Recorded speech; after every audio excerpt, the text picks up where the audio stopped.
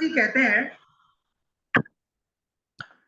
कि हे नारद जी, वही सती जो है आगे चल के हिमालय की पुत्री जिनका नाम पार्वती पड़ा और कठिन तपस्या करके शिव को प्राप्त किया। अब सूत जी बोले, ऋषियों, ब्रह्मा जी ने एक ऐसी वाणी, यानी ब्रह्मा जी की एक ऐसी वाणी को सुनकर मुनिवर नारद जी ने फिर कहा कि पापनाशनी कथा पूछने पे, यानी ब्रह्मा जी ने, नारद जी ने कहा कि ये पापनाशनी कथा क्या है। तब ब्रह्मा जी कहते हैं, पहले शिव जी जो है निर्गुण और निर्विकार रूप रहित, शक्ति रहित और चिन्ह मात्र, सत असत से परे थे, और फिर वही शिव स्वरूप उमा के साथ में सगुण और शक्तिमान प्रभु हो गए।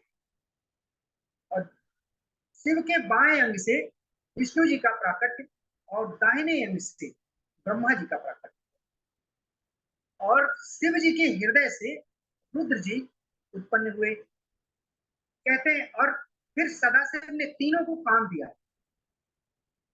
ब्रह्मा जी को सृष्टि का काम दिया, और पालन का काम विष्णु जी को दिया, और रुद्र का काम संहार करने का। और कहते हैं ये तीनों अलग हैं लेकिन एक ही रूप है, नाम अलग अलग हैं लेकिन काम एक ही है। जैसे ये व्यवस्था है, एक व्यवस्था के चलते व्यवस्था कैसे, जैसे एक हॉस्पिटल में एक आदमी डॉक्टर होता है, कुछ नर्स होते हैं, कुछ कंपाउंडर होते हैं, कुछ स्वीपर होता है। ये काम की अपनी व्यवस्थाएं, सबका महत्व है। इसी तरीके से सदाशिव ने तीनों लोगों को काम। और फिर कहते हैं, इधर सूत जी फिर ऋषियों से बोले कि शिव की आराधना मैं सुरासुर सहित मनुष्यों का, असुरों का और सृष्टि करने लगा। यानी ब्रह्मा जी कहते हैं, नारद जी, शिव जी की आज्ञा अनुसार मैं सृष्टि करने लगा और मनुष्य आदि की सृष्टि करने। मैंने ही सब प्रजापतियों को बनाया और सभी प्रकार उनका उन्मूलन यानी विकास भी किया। कहते हैं, मैंने मारीची, अत्रि और पुलस पुलस आदि को बनाया। इनसे मैं जब इन्हें उत्पन्न कर चुका, तब मुझ में कुछ जो है माया मोह आ गया। उसी समय ब्रह्मा जी के जो बताया कि बाएं अंग, और कहीं पे लिखा है कि ब्रह्मा जी की भौं से संध्या नाम की एक कन्या उत्पन्न हुई। तब जब संध्या नाम की कन्या उत्पन्न हुई, नाम नाम संध्या दिवा शांता सायं संध्या जपंतिका, और सुंदर रूप सर्वांग सुंदर श्रेष्ठ युवती उत्पन्न हुई। वही जो है संध्या नाम से प्रसिद्ध थी। और कहते हैं दो तरह की संध्या होती है, प्रातः संध्या और सायं संध्या। प्रातः संध्या को कहते हैं दिवा शांता संध्या, और सायं संध्या को जपंतिका, यानी मंत्र का जाप। जपंतिका से मंत्र का जाप सुबह भी कर सकते हैं, लेकिन शाम को जाप करने से उसका फल कई गुना हो जाता है। फिर ब्रह्मा जी ने कन्या को देखा, संध्या को देखते ही उनके मन में काम उत्पन्न किया। इस कथा को अभी अब सुन रहे थे। अब जो कथा बीच में चली थी, जो शुरुआत हुई थी, वो कथा जब देवऋषि नारद मुनि ने प्रश्न किया तो उनका उत्तर दिया संक्षेप में, और फिर चरित्र संध्या चरित्र का ही। अब संध्या चरित्र का वर्णन करते हुए, जब अपने पुत्रों के सामने शिव जी ने ब्रह्मा जी को कहा कि तुम अपनी कन्या के ऊपर ही आसक्त हो गए हो, तुम्हें शर्म नहीं आती। तब ब्रह्मा जी ने लज्जित होकर क्षमा मांग के, कुंठित अवस्था में क्षमा तो मांगी, लेकिन ब्रह्मा जी ने हठ नहीं छोड़ा, जिद नहीं छोड़ी कि सदाशिव ने हमें हमारे पुत्रों के सामने ही जलील किया। इस वजह से हम सदाशिव को भी एक नारी के रूप में हम देखना चाहते हैं। अब ब्रह्मा जी के एक पुत्र उत्पन्न हुए जिनका नाम काम था। और जब काम को कहा कि मैं देखना चाहता हूं काम कैसे थे, काम स्त्री इतने सुंदर थे कि सबको मोहित कर देने वाले। लेकिन ब्रह्मा जी को जब संशय हुआ, क्योंकि ब्रह्मा जी को हर बात पे संशय हो जाया करता, प्रमाण मांगा। अब ब्रह्मा जी ने जब प्रमाण मांगा, अब देखिए इसके बाद शिव जी वहां से अंतर ध्यान हो जाते उपदेश करने के बाद भी। लेकिन शिव कैसे प्रकट हो गए? धर्म जो है, ब्रह्मा जी के ही पुत्र धर्म थे, और धर्म पे काम नहीं सवार हुआ। और काम कैसे? जब संध्या का प्राकट्य हुआ उस समय उन्होंने एक काम रूपी पुरुष को भी प्रकट किया और कहा तुम अपने, हम तुम्हारी शक्ति को देखना चाहते हैं। जैसे ही काम ने अपने बाण चलाए, उन बाणों की वजह से सभी मोहित हो गए, लेकिन धर्म मोहित नहीं हुआ। और धर्म ने विनती की, तब शिव जी प्रकट हुए और शिव जी ने उपदेश दिया। उस समय उपदेश ने ब्रह्मा जी को डांटा और कहा कि तुम अपनी ही कन्या के ऊपर आसक्त हुए। फिर कहते हैं जब काम उत्पन्न हुए तो काम के 5 नाम थे। पहला नाम तस्मान मन मत नामा वलोके ख्यायतो भविष्यति। पहला नाम जो संसार में जाने जाओगे, तुम्हारा मनमत नाम होगा, और तुम्हारे सामने दूसरा कोई भी संसार का प्राणी नहीं होगा। तुम्हारा दूसरा नाम काम होगा, और तुम्हारा तीसरा नाम मदोन्मत होगा, और चौथा नाम तुम्हारा कंदर्प होगा। क्योंकि ब्रह्मा जी ने क्रोध किया था, क्रोध के कारण काम प्रकट हुआ था। और पांचवा नाम मदन होगा। इस तरह से, और ब्रह्मा जी कहते हैं कि हे मुने, सारे देवता तुम्हारे सामने परास्त होंगे। अब काम को जब भेजा कि जाइए शिव जी को मोहित करना है, क्योंकि ब्रह्मा जी ने क्यों हट पकड़े हुए थे? हट इसलिए पकड़े थे क्योंकि ब्रह्मा जी को एक स्त्री के कारण शिव जी ने रुद्र रूप में आके उनका अपमान किया, डांटा। अपमान नहीं किया, उन्हें डांट लगाई थी कि तुम श्रेष्ठ के रचयिता हो और तुम ही ऐसा काम करते हो, वो भी अपनी कन्या के साथ में। आप ऐसे मन में विचार कैसे है? इस भावना से अब उस समय पे काम ने 5 बाण चलाए। उन बाणों का नाम क्या है? हर्षण, रोचन, मोहन, शोषण और मारण। पांचों बाणों का परीक्षण किया। अब परीक्षण कहा किया? वही सृष्टि थी, और जैसे ही चलाया तो ब्रह्मा आज उनके पुत्र जो है मोहित हुए। और कहते हैं 49 तरीके के काम विकार उत्पन्न हो गए। जब संध्या ने ये देखा कि हमारे पिता और हमारे भाई ही काम में मोहित होके, तो संध्या वहां से चली जाती है, और कहां पे? हिमालय की तंद्राओं में। उस समय धर्म को बड़ा दुख होता है,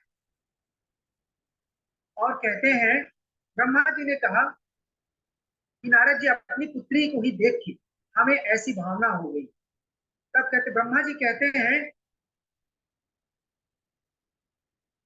कि जब रुद्र ने डांटा तो उनके पसीने से रुद्रगण प्रकट हो गए। सहस्त्राणाम सहस्त्राणाम चतुष्टारग्निस्पता प्रकीर्तिता सरस्ति शास्त्राणि तथा वरिष्ठो मुने षष्टि सहस्त्राणि तथा वैश्यो मुने।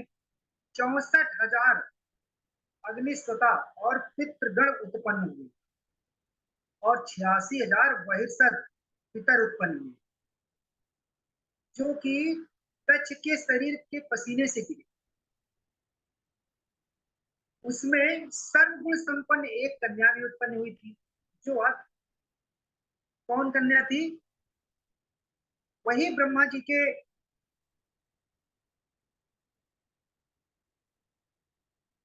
जिनका नाम है रति, और मन को मोहने का मोहन मन को मोहित करने वाली। उसे देख के क्रतु आदि सभी जो है उनका तेज स्खलित हो गया। कहते हैं जब वो तेज भूमि पर गिरा तो वहां पे पितरों की भी उत्पत्ति हुई। इस प्रकार संध्या बहुत से पितरों को उत्पन्न करने वाली। देखिए संध्या से क्या हुआ, संध्या के रूप में, यानी संध्या जब हुई ये काम उत्पन्न हुए, और काम जब उत्पन्न हुए इसके बाद में रति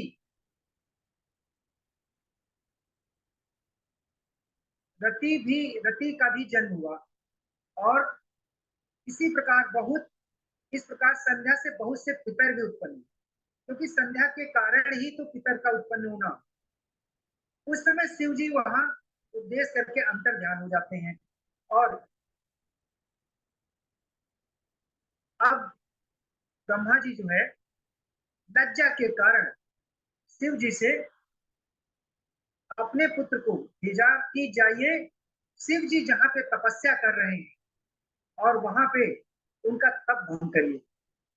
पिता की आज्ञा मान के कामदेव जाते हैं और अपने साथ में पितृगणों को भी लेके, यानी मरुत को लेके। इसके बाद कहते हैं हे जगत पिता मैं निरपराध हूं, यानी वहां बता के शिव जी के ऊपर अपने बाणों को चलाते हैं, लेकिन शिव जी काम में मोहित नहीं होते, काम वहां से वापिस चला आता है। और फिर अपने पिता ब्रह्मा जी से कहते हैं कि मेरे चलाए हुए बाणों से शिव जी मोहित नहीं हुए, इसका कारण है कि उन्हें कोई परास्त नहीं कर सकता है।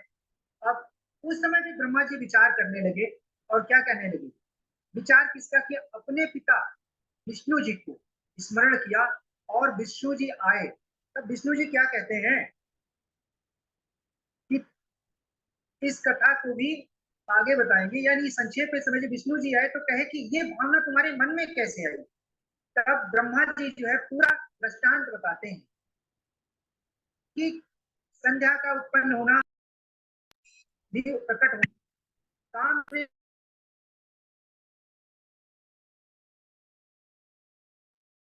कि हे पितामह इस तरह की बुद्धि दृष्टि नहीं रखना चाहिए।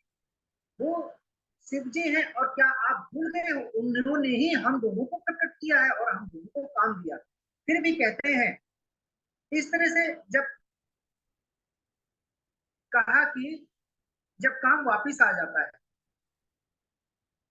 और काम इधर बताते हैं जब काम के परास्त होने के कारण ब्रह्मा जी ने चिंतन किया, तब ब्रह्मा जी विनती करते हैं, विष्णु जी फिर उपदेश करते। तब दक्ष की परम सुंदरी पुत्री का विवाह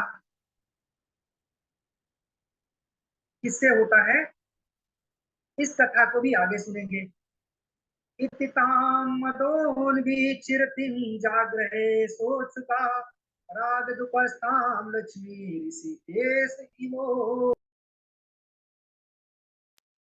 दक्ष की परम सुंदरी कौन, रति। और रति से विवाह जब दक्ष महाराज जो है अपनी पुत्री का विवाह हाथ जो है काम के हाथों में देते हैं, तो काम जब रति को देखता है तो बिल्कुल मोहित हो जाता है। उधर ब्रह्मा जी कहते हैं कि तुम्हारे काम में, यानी तुम्हारी काम को पूर्ण करने के लिए ये हमारे पुत्र की पुत्री है, और तुम्हें संतुष्ट रखेगी और बड़ी ही पतिव्रता होगी, इसे ग्रहण करो। और कामदेव जब उस कन्या को देखते हैं अपने में मग्न हो जाते हैं और प्रेम लीला करने लगते हैं। कहते हैं और काम भी रति को पाके और रति काम को पाकर बड़ी ही प्रसन्न होती है। इधर दक्ष महाराज जो है अपनी पुत्री को प्रसन्न देख के बड़े खुश होते हैं कि जैसी पुत्री हो पुत्र भी होना चाहिए, यानी जैसी कन्या हो वर भी वैसा हो। इस तरह के आपने उपदेश सुने। अब इसी प्रसंग को यहाँ पे हम पूर्ण करेंगे, फिर आगे की कथा करेंगे। क्या कहा यहाँ पे सूत जी महाराज क्या कहते हैं कि जब तक इष्ट की पूजा नहीं करेंगे तब तक कल्याण नहीं होगा। तब सूत जी महाराज सौनक आदि 88,000 ऋषियों को कहते हैं, बाबा जी ने लिखा भी है क्या, राम विमुखे असी हाल तुम्हारा, रहा न तुले तो रोवनिहारा। राम विमुखे असी हाल तुम्हारा, रहा न तुले तो रोवनिहारा। ये शिवे मातुला, ये शिवे मातुला, ये शिवे मातुला। नमः पार्वती पते हरि हरि महादेव। जी गुरु जी, कथा विश्राम। चलिए ठीक है, अभी हम सब नंद किशोर जी के माध्यम से शिव पुराण के वक्तव्य को श्रवण कर रहे थे। चलिए, बहुत अच्छा आपने वक्तव्य किया। सदाशिव का कृपा बने रहे आपके ऊपर, इसी प्रकार मेहनत करते रहिए, धीरे धीरे और अच्छा हो जाएगा। थोड़ी बहुत जो सहारा लेना पड़ता है वो भी नहीं लेना पड़ेगा। और कल सुष्मिता त्रिपाठी जी का वक्तव्य रहेगा, ठीक है। चलिए, आज की कथा के रिगार्डिंग, श्लोकों का रिगार्डिंग थोड़ी देर से आप सब प्राप्त हो जाएगा। सर्वे भवन्तु सुखिनः, सर्वे सन्तु निरामयाः, सर्वे भद्राणि पश्यन्तु मा कश्चित् दुःखभाग् भवेत्। शांति शांति शांति। ठीक है, सभी को शुभ रात्रि। जय श्री कृष्ण, जय श्री राधे। आनंद से